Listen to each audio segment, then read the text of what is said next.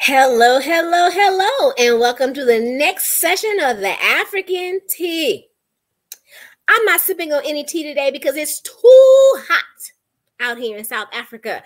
How about you, T. Michelle? What are you sipping on? Well, girl, unfortunately, I'm back here in Atlanta on a visit, and it is not hot here, and it's definitely cool enough for me to be sipping on some tea. So, with that said, I'm drinking on some hibiscus tea today, and hopefully, it will keep me warm because my body, my blood, it got thin, and I'm not used to this cold anymore. I hope you added some ginger to it. I I heard that should, but y'all. I didn't. Yes, because I heard y'all like to be a little contagion right now in the U.S. So yeah, you might want to add a little ginger to your tea. So today we're gonna dive into a topic that it's a little controversial, but it's something that needs to be discussed. Especially, I would say, for those of you who have ever visited, I'm gonna say just about anywhere in the continent except for the extreme north. I have not seen it excessively in Morocco, Tunisia. I will say that. I have in Egypt, but the other parts of the north, no. But everywhere else, I have seen this. And what it is everybody from those aged probably 2 and up to maybe even 100 begging from everything from coins to candy to money to you know what. So we're going to hash this out today. We're going to talk about it. Should you give? Should you not give? And why? T. Michelle, what say you? What are your first thoughts on this? Well, I definitely have to agree. The begging is definitely very, very, very common and pronounced. And initially when I first started going to the continent, I probably was a lot more giving than what I am now. Now I'm at the point that is rare. Um, just because it's just too much. And I had to come to the realization that I can't save everybody. It's not my job to save everybody. And so, I do what I do, and that's it. Well, for me, I haven't tried to be E40, aka Madam Captain Save a Hole, for quite some time. So I'm not even in the business of trying to save people. I don't care if they all or not. But I will say this. For me, I think I have a different take on it. From the very beginning, like I've always been put off to the begging thing because I was a social worker. And I think it's two sides to that. Like as a social worker, you always see that one, is there an issue of addiction or whatnot? I mean, it's not talked about, but substance abuse occurs on the continent as well, right? So you have that stance, which is an issue definitely here in South Africa. Like a good majority of the people on here who are begging are definitely those who have substance abuse problems, right? And then on the other hand, you have in some places the children that you see begging. And what I have witnessed is that many times it's actually adults behind children, putting them out there to be begging. And in some cases, and this is another little, secret, we definitely got to bring this up on another topic one day, is how some of these adults also mask, trafficking children through the whole begging thing. And then I think that I have issues with when it comes to begging is, at least it's been my experience, the countries that have higher rates of Westerners, especially Americans, not French, because that's a whole different story, but of Americans, Brits, etc., visiting them have higher incidence of this. You don't see as many children begging, at least my experience, in places where you don't see Westerners going around. And I think it's because it's kind of the tourism creates this relationship of savior. Oh, because it make you feel a lot of tourists, not me, but some feel good to be like, let me give little bonbons, let me give this, let me give that. So they equate that with Westerner, something that they would never be able to get at home. And to me, that I really have an issue with that. Yeah, I agree with you on that. What I will say that there are certain countries where I think that there is a culture of begging. I know when I think about like Senegal, for example, they have a whole issue there with what they call forced begging. And it's not all, but it is really some of the unscrupulous Quranic schools that are really Mhm. these kids out and forcing them to beg for money. And you'll see them out on the streets. It's very common. At least there, it's not just directed at tourists, it's everyone. I mean, the locals are also being approached as well. But it's very common there. It's a part of the culture. It's something that, a lot of the NGOs and even the government has tried to take a stance to stop. But, that hasn't happened. And and so yeah, I mean that would be one instance where there are clearly adults who are forcing these kids to go out and beg. I've also seen the same thing like where I'm at in Cote d'Ivoire. If you like really pay attention, like I've started to look when I see like really young kids that are out by themselves begging. Because first of all, it's like weird. Like, why are these like really, really young out by themselves? Like, this is odd. And if you just really kind of sit back and pay attention, you'll see that there's usually 9 times out of 10, there's an adult that's somewhere around, and you can kind of see that they are, kind of controlling their behavior and kind of schooling them on what to do and what not to do.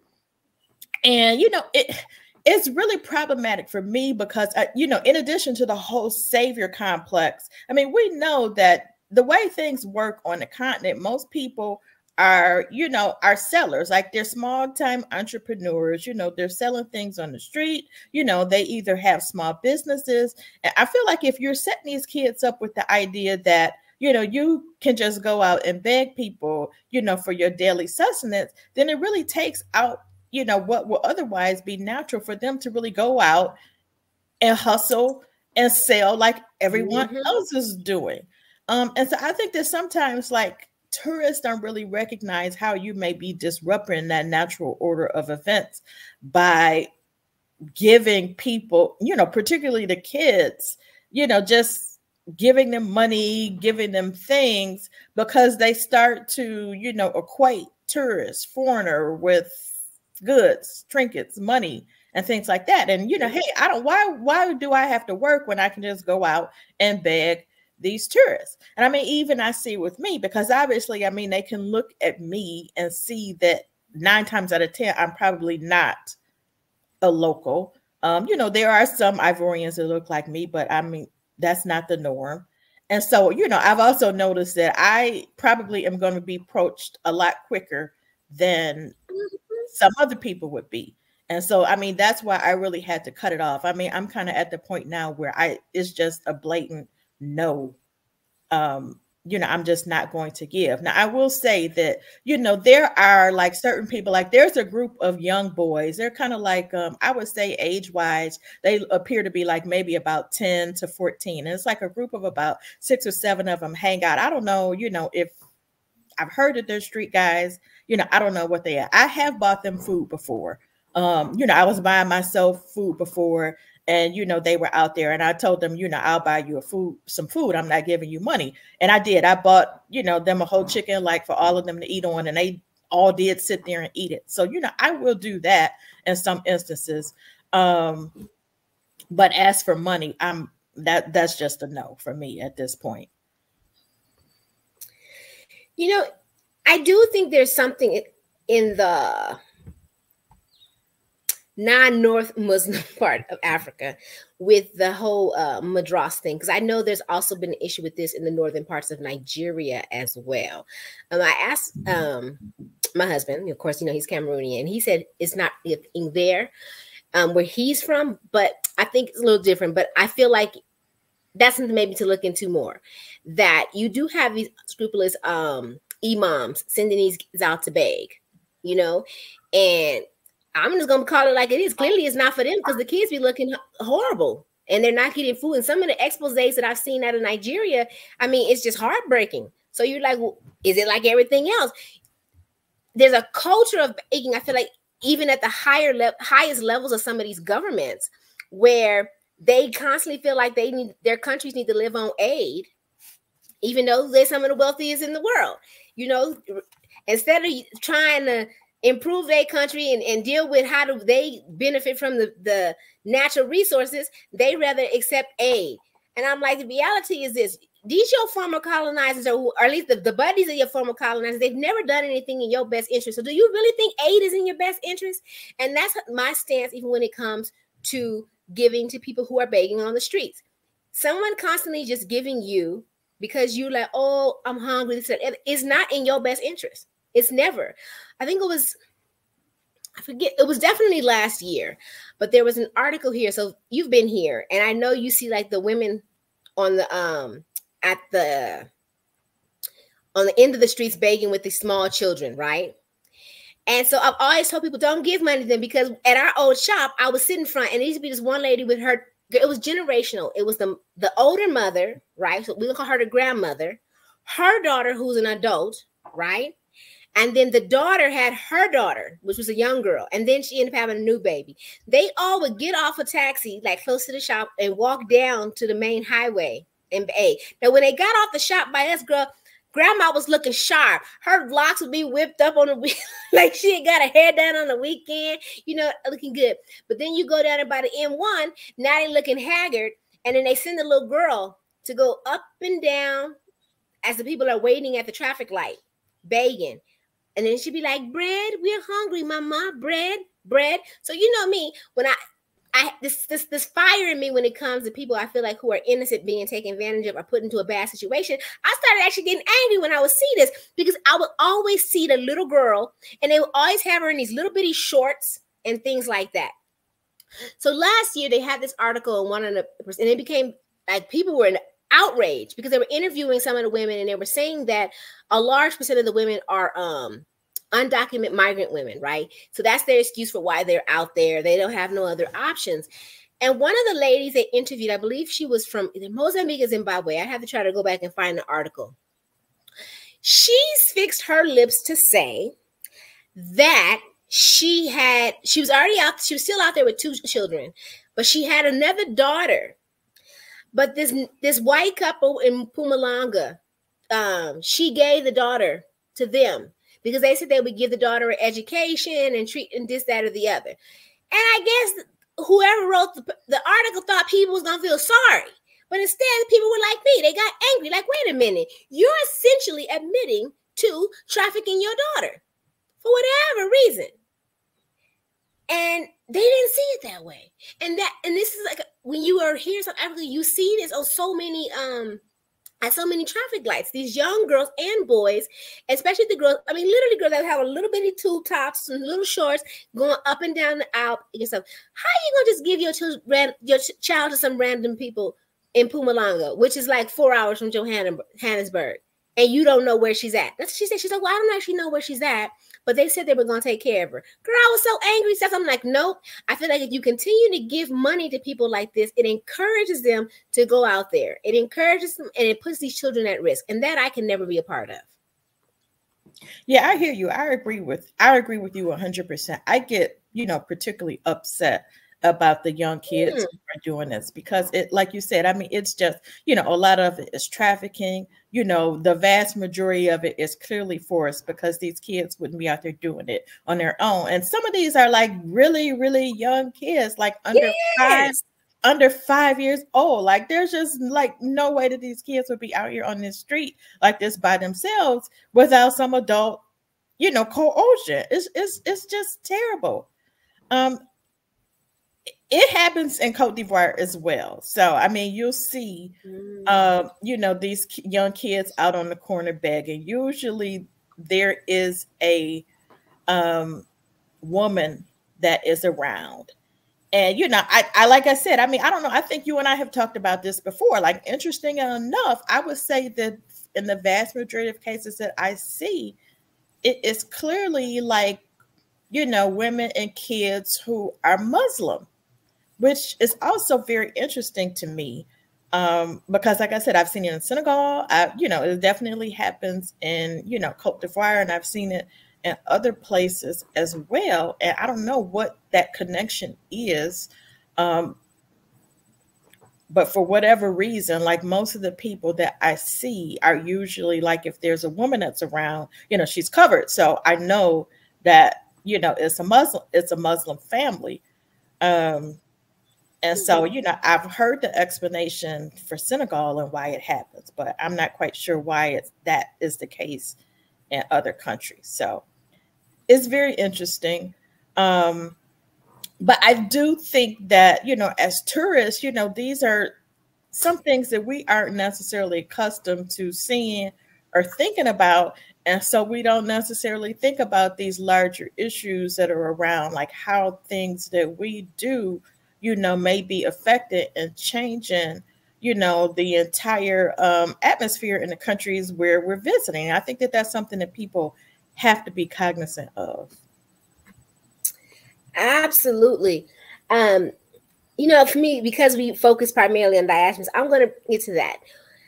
What are your thoughts on diasporans? Often, you like Americans, back Caribbeans. I haven't met them in Egbert, so I'm not sure how they are with this. Thinking that things are somehow different when they travel the continent and give stuff to people who are to children who are begging or whatever the case may be. Because it's always been strange for me. You will literally hear them say things like they'll be offended. Oh, white people going there with their savior complex, doing this, doing that. You know, it's so inappropriate.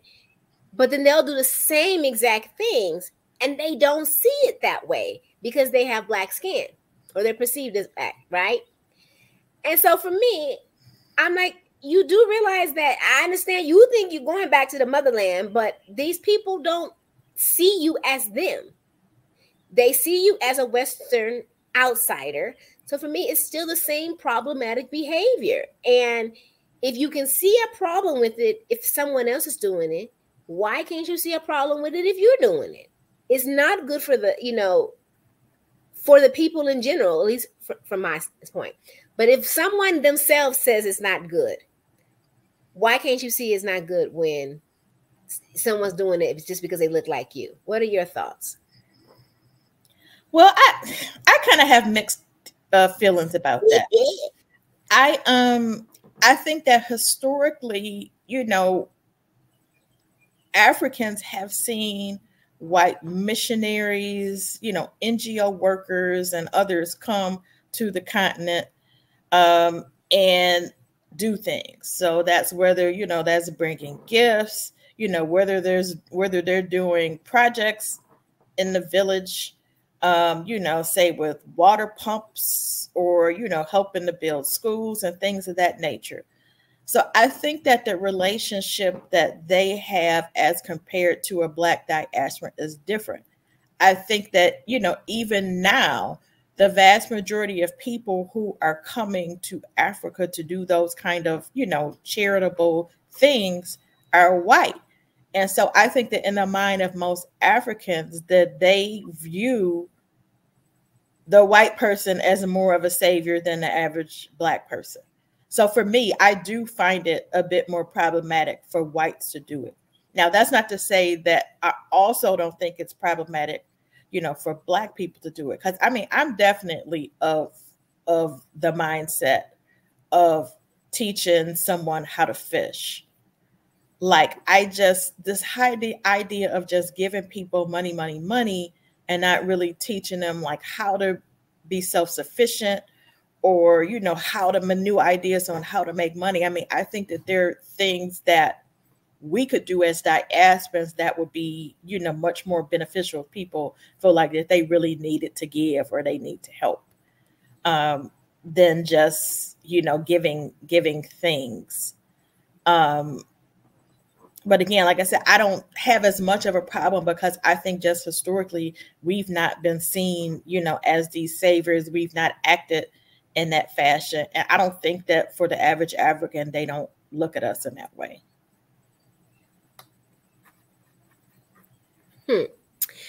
We definitely going to agree to disagree on that one. But that's a good thing. You know, I say we don't have to see eye to eye on everything. But that ties in with what we talked about last time when I said I do believe that black people can be colonizers. And so I'm not surprised that we don't agree. Well, I really don't else to say on this outside like that. I definitely think that if you're going to come to the continent, it's definitely something to think about.